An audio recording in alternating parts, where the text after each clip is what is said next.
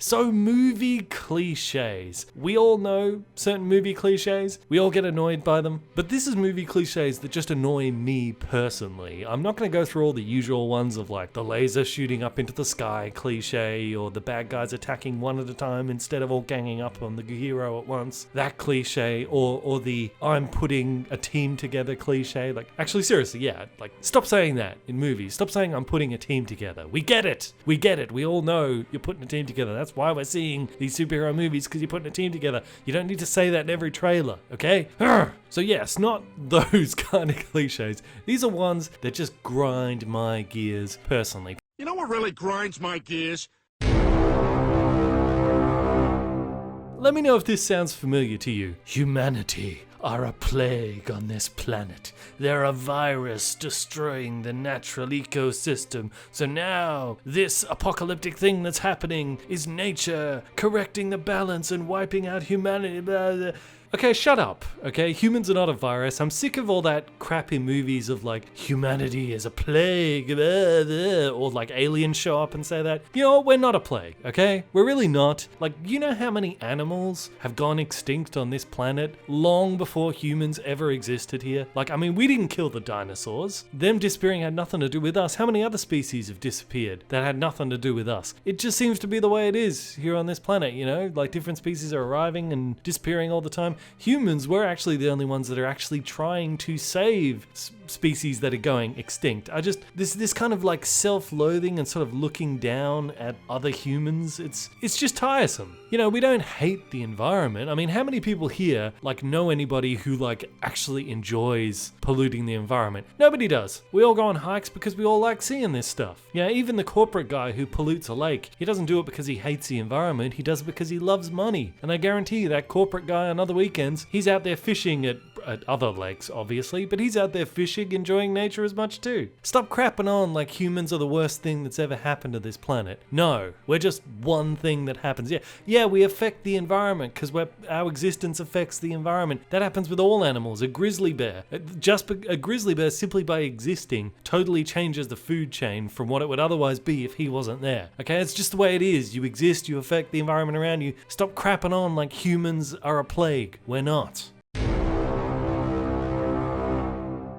We all know this scene in movies, like when there's a sword fight, they clash their swords together, and the hero and the villain, they look sort of lock eyes intensely, and they kind of like wrestle with the sword a bit. Yeah, it looks cool, but totally impractical. Like that's not how it happens in sword fights. Maybe this is because I watch a lot of these kind of history YouTube channels now, but that's not how it goes down at all. Like, you keep your distance unless you're trying to get a strike on them, and normally when it does end up in a clash like that, it instantly turns into a wrestling match. So it just doesn't make any sense. It's one of these things that looks cool in the movie, but it's overdone now and it's impractical. They finish in quite a classic Hollywood scenario of where their blades are crossed and they're both kind of counter-grappling. Now, unlike Star Wars, for example, where I've criticised the fact that people come together with their weapons crossed and then have a whole conversation like this, when actually at that range there's lots of things you can do. A classic one, if the blades are crossed, is to pivot around that point and apply your edge to their neck or head on that side,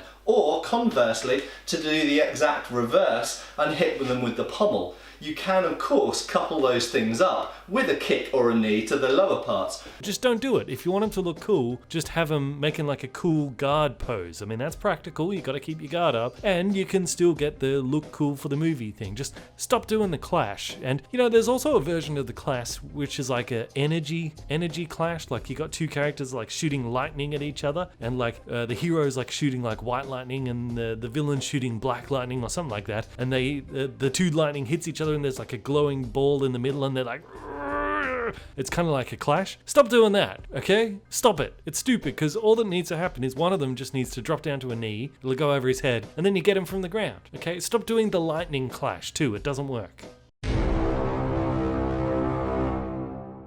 Oh boy, this one bothers me. It really does.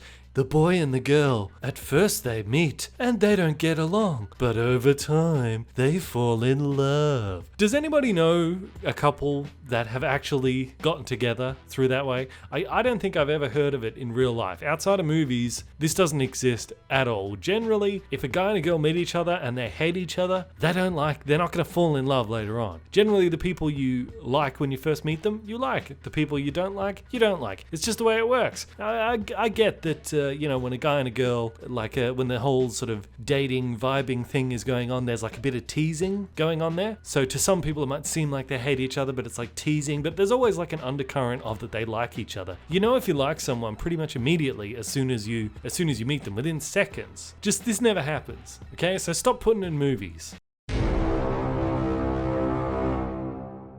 I know I'm not the first person to bring this up, but yeah, this one bothers me as well. Whenever they have a character who's like a conspiracy guy, or he's like paranoid, or he's like the guy with like the crazy theory who always turns out to be true in these movies, to portray that, they always have him in a room with like newspaper all over the walls and like strings going everywhere. And it's like to symbolize that this guy is kind of crazy. And I get it, it's supposed to be like a collage of like this event connects to that event and all this. But nobody does that anymore because people have computers now. You know, you keep all your files in a computer. You don't need to like put them up on the wall. Nobody does that. Besides, I'm a little bit of a conspiracy theory guy myself. We're not like that. We keep all our files on a computer, and like we don't have a room like that. I don't have a room. I don't have like a global warming is a hoax room with a string going everywhere so that like my friends could come and go, oh my God, you're nuts. Like, no, that's not how we go. You know, I mean, you can maybe tell if we're the conspiracy guys because we might have like tape over our phone, or, you know, some guys like might not pull into their driveway if there's a car behind them, they circle the block,